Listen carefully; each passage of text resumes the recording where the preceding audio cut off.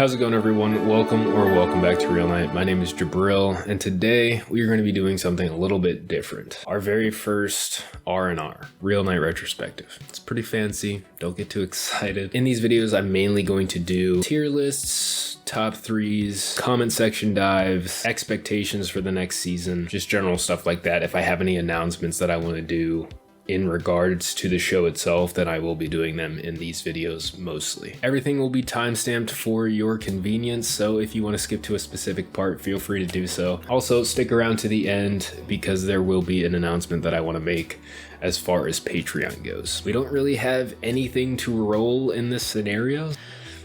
Let's dive in.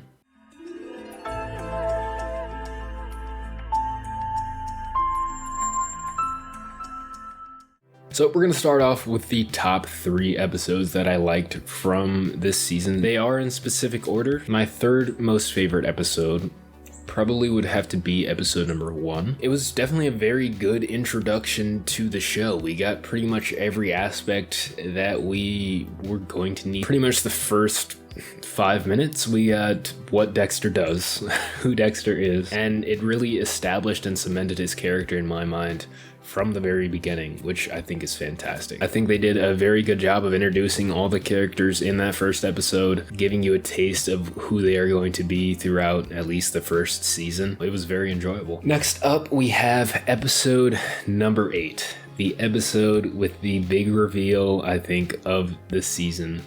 Well, one of the big reveals, that's coming later, but the second biggest reveal of the season, the ice truck killer, who that was. That whole episode was definitely entertaining, but that last piece just really blew my mind. And the fact that it was so early in the show, especially since Rudy or Brian was now dating Deb. Awesome way to up the intensity and suspense within the show for sure. And last and first, the episode that I liked the most had to be the finale for sure. It was such a roller coaster of an episode. So many ups and downs, so many twists and turns, so many surprises. But yeah, it was definitely a fantastic way to wrap up the season, as well as provide you with sort of hints into what they might be going into next season. I'll definitely be diving deeper into that when we get into my expectations for season 2, but yeah, I think it was a fantastic finisher for season 1. Everything was wrapped up well. A lot of my questions were answered, so definitely had to be my favorite episode of the season. All right, on to the character tier list. This was a special request from... yes, this one. I really do appreciate this suggestion, and they will probably become a staple of these RNR videos in the future. If you guys have any more suggestions, make sure that you leave them in the comments down below. I'm always open to try new stuff, so just let me know. So I'm presenting these characters not necessarily in any specific order, and keep in mind that this tier list is really arbitrary and not necessarily based on anything other than how I feel about the characters and how much progression I think that I've seen personally from those characters. A is just going to be very good. B is about average. C is going to be a little bit below average. And D is just going to be like, you know, could have done without him. So, Angel Batista. I gave him a B. He's a great detective, works with the Dexter a lot on these cases. He seems like a pretty good friend. He's a fun-loving guy going out to the clubs and whatnot. There was that cheating situation that happened with him and his ex-wife, but it looks like he's trying to reconcile that and maybe fix that. You might see that in season 2, I don't know. Masuka, you know, I gave him a B as well. He's about average. We got a little, he's probably on the lower end of the Bs, to be honest, just because we haven't really gotten much from him. You know, he makes the occasional quip. We've seen that he's a smart guy, a quirky guy, maybe a sex addict, I don't know. But other than that, we haven't really seen much about him, so about an average support character, I would say. Maria LaGuerta. So, surprisingly, I gave her an S, okay? So here's why. I really hated her character when we started out, okay? I really hated seeing her on screen. I was just not there for all of the bullshit that she always put forth and brought into Deb's life. But as the season progressed, I did like a 180, just as her character kind of did a 180. Or maybe it was that I just saw more of her character and saw deeper into her character, so I gained a bit more of an understanding for her character. Definitely for me and my feelings towards her, she had one of the best out of this season, I would say. One of the most progressive. I'm not sure if she's going to stay there for season 2. It might come down to an A just because I don't know how much more progression we're going to get from her. I hope, we get more. We start to see a lot deeper into her character because, what I've seen so far it's nice. Dokes. James Dokes. Okay. First episode, got so many laughs out of him. He was so confrontational. It just caught me off guard. His character's kind of taking me on a bit of a roller coaster as well. And the end of this roller coaster is very ambiguous. Don't really know where it's going, and I don't really know how I feel per se. But yeah, first episode, loved the character. Second episode, got let down a little bit. I know he's going to be a major part of season 2, probably because of his whole hunt for Dexter and trying to prove that Dexter is what he is. But yeah, I gave him an A just because I like the character. I don't want to see anything happen to him. Rita, and I'm gonna lump the kids in with this as well. I gave that whole thing a B, and remember, B is average. Okay, it's not bad by any means. It's just like a normal character. There's nothing wrong with the character. It's just I didn't feel anything super crazy. Rita is a calming presence within the show for sure, especially for Dexter. The progression she's had has been, growing more confident, more sure within herself and within her wants and desires. So, that has been great. It's been awesome to witness that. I'll definitely have more on Rita in the expectations section, but for now, yeah, I think she's had about an average progression, and I definitely look forward to seeing more of her.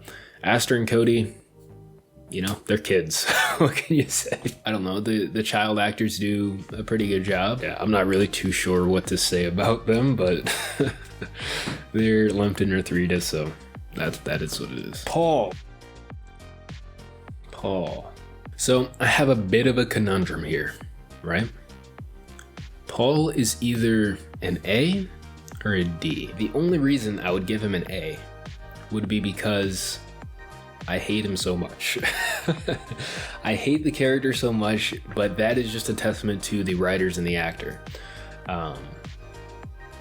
He would be a D for obvious reasons.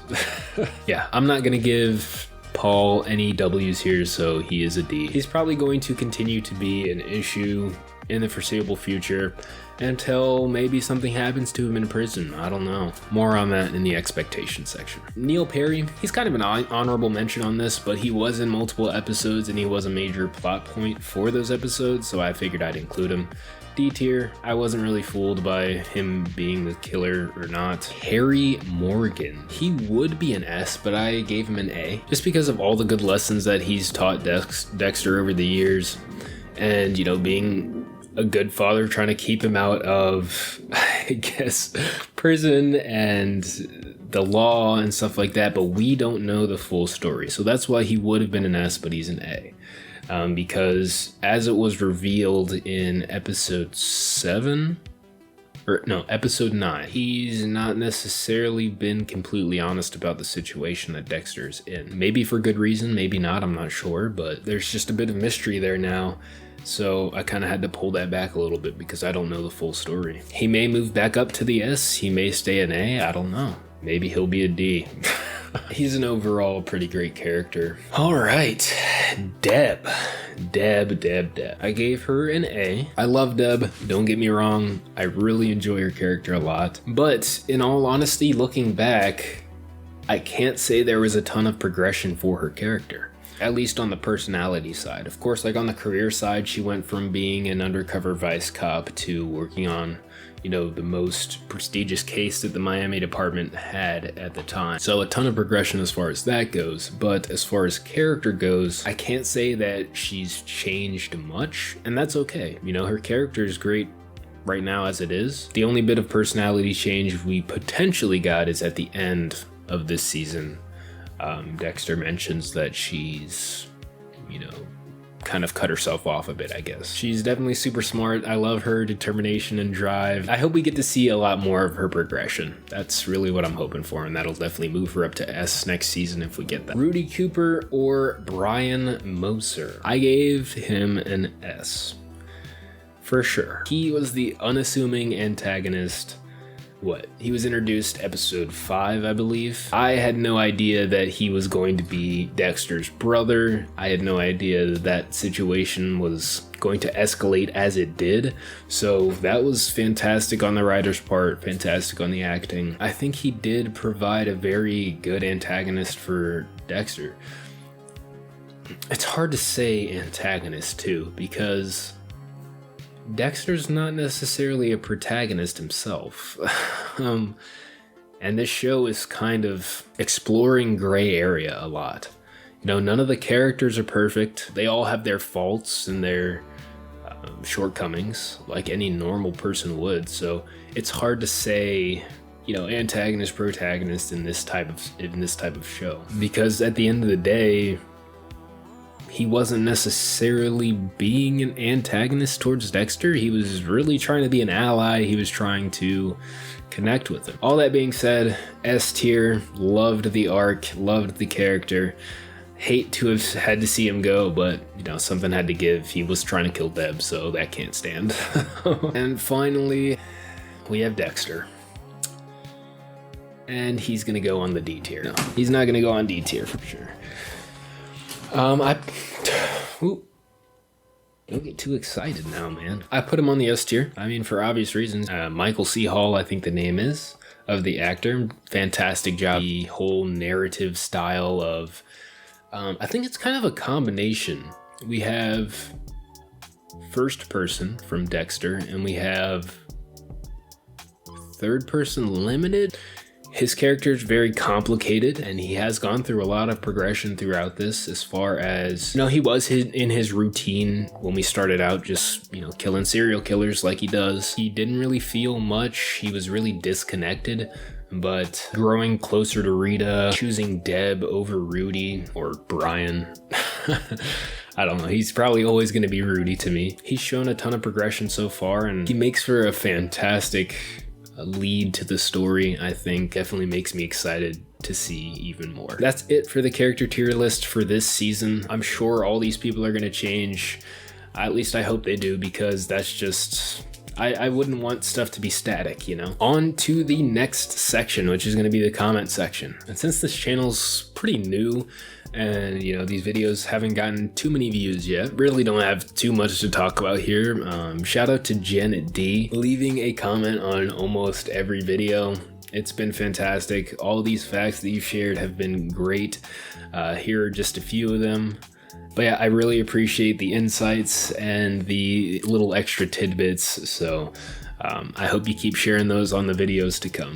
Expectations. I think number one, Paul is definitely going to continue to be a problem in the foreseeable future. He's probably going to be one of the main points of contention between Rita and Dexter.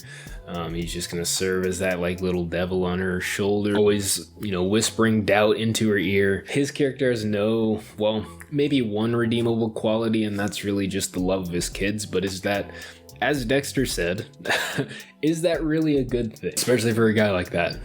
I don't know. If he gets better, maybe a good thing.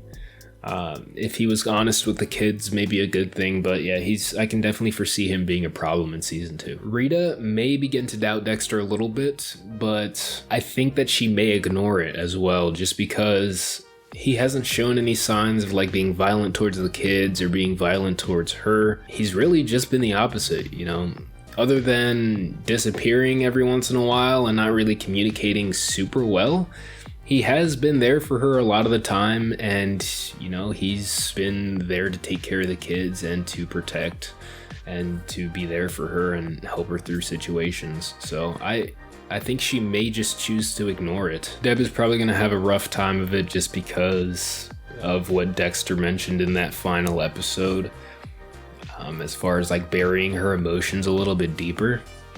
And who could blame her, really? I really hope things turn around for her. I've been saying that I don't even know how long. But I do hope they turn around and get a little bit better so that when she gets smacked with the news of Dexter that she's not completely devastated. I really just want to see her happy. Dokes is on to Dexter, and I think that's probably going to be a major part that may even be like the main storyline. Maybe. I don't know. It seems pretty serious. I'm really hoping it doesn't come down to that choice of Dexter or Dokes. I mean, I don't even know who I would want to survive in that situation. Well, I mean, I'm leaning towards Dexter, but I still don't want to see Dokes, leave the show or get killed or something like that. I do expect family to be a big part of season 2. It just sort of ramped up as season 1 went on. I think that's going to continue to be a major theme throughout, Deb and Dexter, Rita and Dexter. We'll see how that plays out, but important announcement about Patreon. So when I filmed these reactions, or at least like the early reactions, they were not necessarily made to be released as full-length reaction videos. I can release them as full-length reaction videos for sure, but I do tend to repeat myself. I fumble quite a bit. So I can edit that stuff out if you guys want. Let me know in the comments.